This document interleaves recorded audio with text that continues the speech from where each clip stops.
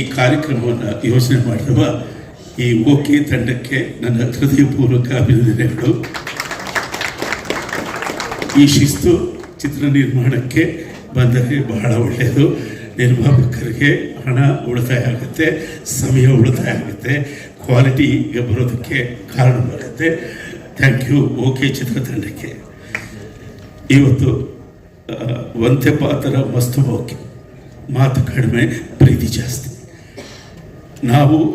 ನಾನು ಈ ವೇದಿಕೆಗೆ ಈ ಸ್ಥಾನಕ್ಕೆ ಬರೋದಕ್ಕೆ ನನಗೆ ಈ ಕನ್ನಡ ನಾಡಿನ ನುಡಿ, ಈ ಕನ್ನಡ ನಾಡಿನ ಜ್ಞಾನ ಪರಂಪರೆ ಮತ್ತು ಕಲಾ ಪರಂಪರೆ, ಈ ಚಂದನವನ ನನಗೆ ಎಲ್ಲವನ್ನು ಕೊಟ್ಟಿದೆ.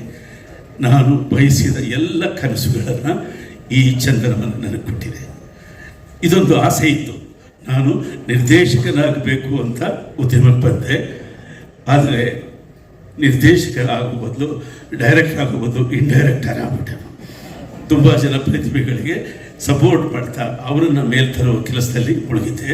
ನನ್ನ ಕನಸು ಮುಗಿದೆ, ನನ್ನ ಬದುಕು ಮುಗೀತಿ ಅನ್ನುವಂಥ ಆತಂಕದಲ್ಲಿದ್ದೆ. ಆದರೆ ಈ ಭಾಷೆ, ಈ ಚಂದನವನ್ನು, ಆ ಕನಸನ್ನು ಕೂಡ ಇವತ್ತು ನೆರವೇರಿಸ್ತಾ ಇದೆ. ಈ ನನ್ನ ಪ್ರಯಾಣದಲ್ಲಿ ತುಂಬ ಜನ ಹಿತೈಷಿಗಳು, ಅಭಿಮಾನಿಗಳು ಒತ್ತಾಯದ ಅಭಿಮಾನದಿಂದ ನನ್ನನ್ನು ಮೇಲ್ತಂದಿದ್ದಾರೆ. ಅದರಲ್ಲಿ ಬಹಳಷ್ಟು ಜನ ಹೇಳಿದ್ದಾರೆ. ಇವತ್ತು ಈ ವೇದಿಕೆಯಲ್ಲಿ ಈ ಓಕೆ ಚಿತ್ರದ ನಿರ್ದೇಶನದ ನನ್ನ ಈ ಕಾಯಕವನ್ನು ನಾನು ಒಬ್ಬರಿಗೆ ಡೆಡಿಕೇಟ್ ಮಾಡಬೇಕು. ಅದು ಯಾರು ಅಂದರೆ ನನ್ನ real promoter Shri NS Rao.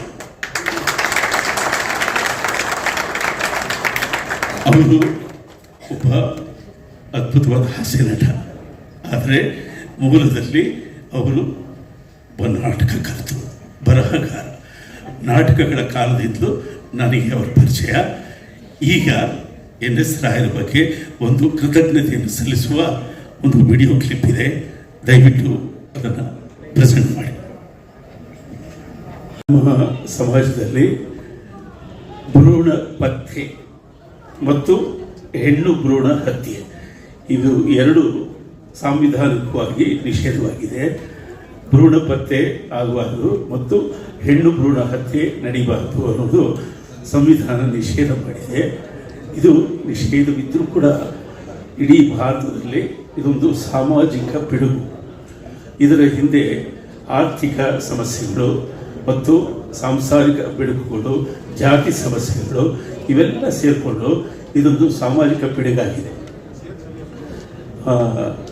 ಕೇಂದ್ರದಲ್ಲಿ ಕೂಡ ಬೇಡಿ ಬಚಾವು ಅಂತ ದೊಡ್ಡ ಪ್ರಚಾರ ಎಲ್ಲ ಮಾಡ್ತಾರೆ. ನಾವು ಯಾರೂ ಆ ಕಡೆ ಸಿನಿಮಾ ರಂಗದವರು ಗಮನ ಹರಿಸಿಲ್ಲ. ನನಗೆ ಮುಖ್ಯವಾಗಿ ಆ ಸಮಸ್ಯೆಯನ್ನು ಸ್ವಲ್ಪ ಜಾಗೃತಿಯತ್ತ ಕೊಂಡೊಯ್ದು ನಾವು ಈ ವೈದ್ಯಕೀಯ ವಲಯಕ್ಕೆ ಒಂದು ಎಚ್ಚರಿಕೆಯನ್ನು ಕೊಡಬೇಕು ಅನ್ನೋ ಆಶಯದಲ್ಲಿ ಈ ಕಥೆಯನ್ನು ತೆಗೆದುಕೊಂಡಿದ್ದೇನೆ. ಇದನ್ನು ನೆರೇಟ್ ಮಾಡುವ ಪದ್ಧತಿ ಬಹಳ ಹೊಸದಾಗಿರುತ್ತೆ. ಅದರಲ್ಲಿ ಬಹಳಷ್ಟು ಜನ ಪಾತ್ರಗಳು ಮತ್ತು ಸರ್ಪ್ರೈಸಿಂಗ್